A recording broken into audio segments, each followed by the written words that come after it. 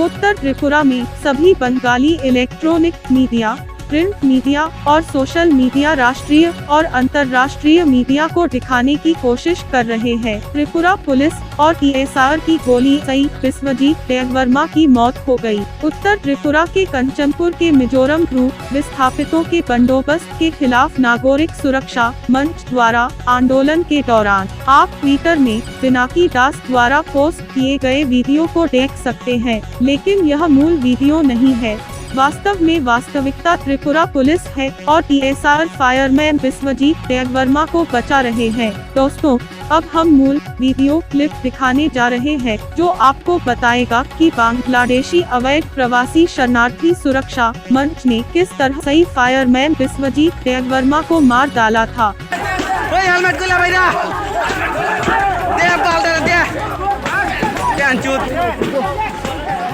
कोई दे से लाडर बात पाओ दे पाल दे